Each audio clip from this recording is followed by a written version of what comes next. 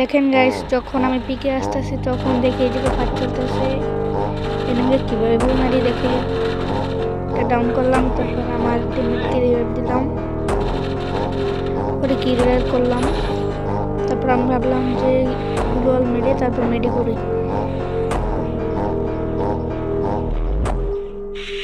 মেডি করার পর যখন বাইরে তখন দেখি যে একটা এনিমি, তারপর সেই এনিমিকে আমার টিমমেটই মেরে দেয়। মারা যখন আমি পিছনে গেলাম তখন দেখি এনিমি এটাকে তখন মারি। তারপর আমরা পিকে থেকে অন্য জায়গায় চলে যাই। এখানে ফুল স্কোয়াড আমাদের অনেক জ্বালাতন করছিল, তাই জন্য আমি এখান থেকে একটা ওয়ান ট্যাপ মারলাম, সে ডাউন হয়ে গেল। তারপর অন্য জায়গা থেকে একজন আমাকে ব্যাকআপ দিতেছিল, তাই জন্য আমি গুলাল মেরে এখান থেকে আটকে দিলাম।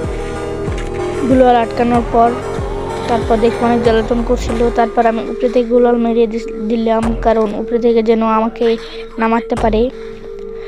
তারপর দেখি যে আমার টিমমেটের উপর অনেক হামলা হচ্ছিল, তখন আমি গুলাল ফাটালাম।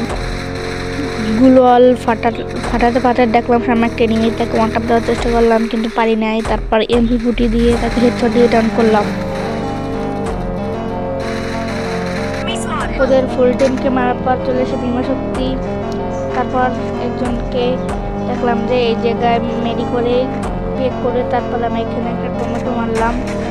তারপর মারার পর দেখি সে গুলাল ভেঙে আসার চেষ্টা করলো, তবুও তার টমেটোতে তার স্কোয়াড ওয়েট হয়ে গেল। এই পর্যন্ত।